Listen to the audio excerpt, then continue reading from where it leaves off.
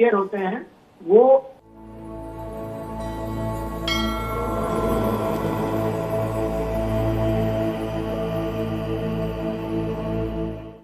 आप सभी लोगों को मेरी राम राम। आज ऐसे समय पे हम और आप मिल रहे हैं जब मैं श्री राम जी के बारे में पढ़ रहा था, रामायण का अध्ययन में कर रहा था। श्री राम जी भारत के प्रतीक है, श्री राम जी संस्कार के प्रतीक है, श्री राम जी भारतीयता के प्रतीक है। अद्भुत व्यक्तित्व है उनका, अद्भुत कार्य उन्होंने किए। युवाओं के लिए तो एक बहुत बड़ी प्रेरणा है ही श्री राम जी। बाकी सब लोगों के हृदय में समाये हैं श्री राम जी। श्री राम जी का मंदिर अभी बना है, श्री राम जी के मंदिर पर ध्वज पताका भी फहरी है। श्री राम जी के मंदिर के लिए 500 वर्ष से अधिक का संघर्ष है और ये संघर्ष सभी हिंदू मुस्लिम सब लोगों ने, और ये जो संघर्ष है ये सभी भारतीयों ने मिलकर किया। इस संघर्ष का ये परिणाम निकला कि भव्य मंदिर बना, श्री राम जी का मंदिर बना, इस देश की सद्भावना का प्रतीक बना, इस देश की भक्ति का प्रतीक बना, इस देश में संस्कृति के सम्मान का ये प्रतीक बना। आइए उन्हीं राम जी को समझने का प्रयत्न करते हैं। आप में से ज्यादातर लोगों ने श्री राम जी का मंदिर भवन देखा होगा, उसमें श्री राम जी की प्रतिमा भी देखी होगी और आपने देखा होगा कि उनका कैसा भोला सा चेहरा है। आपने देखा होगा उनका धनुष जिसका नाम है कोदंड, और ये धनुष श्री राम जी ने स्वयं बनाया था, क्योंकि उस वक्त गुरुजन जो धनुर्विद्या सिखाते थे उन लोगों को, अपने शिष्यों को, अपने विद्यार्थियों को यह निर्देशित था कि वह अपने धनुष का, अपने तीरों का स्वयं निर्माण करेंगे। श्री राम जी यूं तो दशरथ जैसे महाप्रतापी राजा के संतान थे, ज्येष्ठ पुत्र थे, लेकिन उसके बाद भी उनके अंदर जो विनम्रता थी, उनके अंदर जो गुरु के प्रति उनका आदर भाव था, उनके भीतर जो शिक्षा और ज्ञान को लेने का एक जुनून था, वो वही था जो हर विद्यार्थी में होना चाहिए, आज के युग में भी वो होना चाहिए। और उसमें पिता की क्या स्टेटस है इसको छोड़कर हमें ज्ञान लेने के लिए बहुत समर्पित भाव से वो समस्त कार्य करने चाहिए जो गुरु कराते हैं।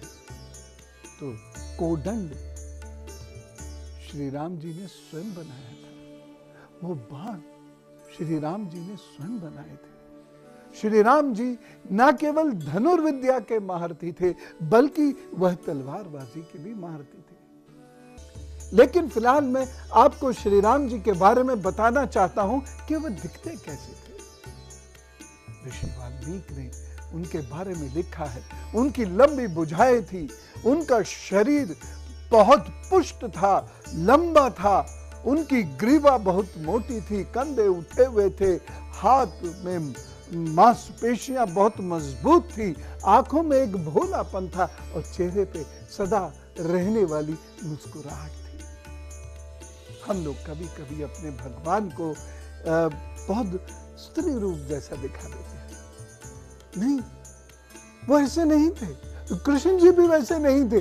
तो श्री राम जी की जो भुजाएं हैं उसमें इतना बल था कि वह कोदंड पर बाण चलाकर संधान कर सकते थे।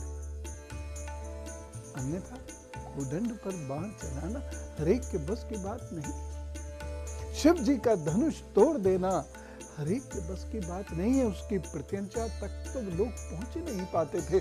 उन्होंने वो प्रत्यंचा चढ़ाई और ऐसी चढ़ाई वो धनुष ही टूट गया, क्योंकि मां सीता ने यह प्रतिज्ञा ले ली थी कि मैं उसी से विवाह करूंगी जो इस धनुष को उठा लेगा। तो श्री राम जी ने ना केवल वो धनुष उठाया बल्कि उसकी प्रत्यंचा भी चढ़ाई और टूट भी गया। परशुराम जी का क्रोध भी सहना पड़ा, लेकिन जब परशुराम जी का क्रोध बहुत बढ़ गया तो श्री राम जी भी थोड़े से क्रोध में आए। ऐसा ऋषि वाल्मीकि। उसके बाद श्री परशुराम जी ने, जो महान विद्वान थे, महान योद्धा थे, उन्होंने अपने समस्त अस्त्र शस्त्र श्री राम जी को दिए और उसके बाद श्री राम जी मां सीता को लेकर अयोध्या आए। श्री राम जी के एक सखा हैं, एक शिष्य हैं, एक मित्र हैं। शायद समझ गए होंगे ना मैं किस ओर इशारा कर रहा हूं। श्री हनुमान जी की तरफ मैं इशारा कर रहा हूं।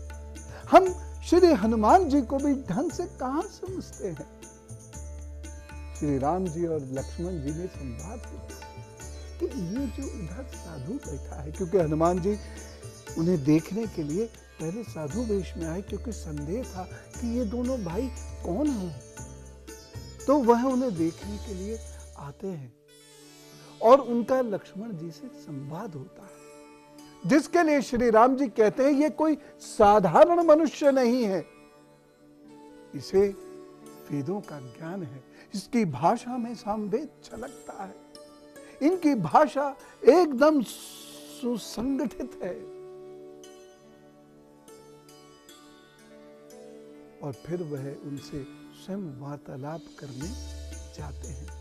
इसका मतलब यही है कि श्री हनुमान जी बंदर नहीं है, वो वानर हैं, और उनके बारे में रामायण में यही कहा गया है, वो वानर हैं, यानी वन में रहने वाले नर हैं। वैज्ञानिकों की खोज की बात कहूं तो निएंडरथल रेस के श्री हनुमान जी हैं। वह बड़े लंबे कदकाठी के होते थे और थोड़ा सा आगे की ओर झुकते थे। उनकी छलांग बहुत लंबी हुआ करती थी। जैसे श्री हनुमान जी ने छलांग लेकर वह एक जगह विश्राम करके दूसरी छलांग लेकर लंका पहुंच जाते हैं। ऐसा वीर व्यक्तित्व है श्री हनुमान जी का, इसलिए हम उनको कहते हैं बजरंग बली, वीर हनुमाना। तो ये पूंछ वाले बंदर नहीं है, बल्कि उस वक्त के जो वन में रहने वाले नर हुआ करते थे, वो नाना प्रकार से स्वयं को सुसज्जित किया करते थे, स्वयं को सुसज्जित किया करते थे, और ऐसे ही वो पूंछ बनाते थे।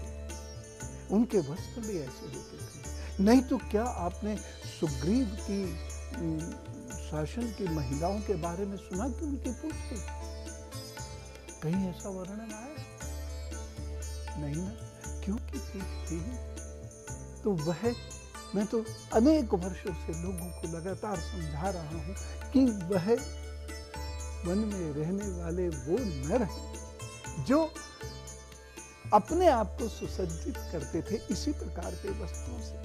और आज भी आप वन में रहने वाले नरों को यदि देखेंगे तो वह अपने आप को इसी प्रकार के प्राकृतिक गहनों से सुसज्जित करते हैं।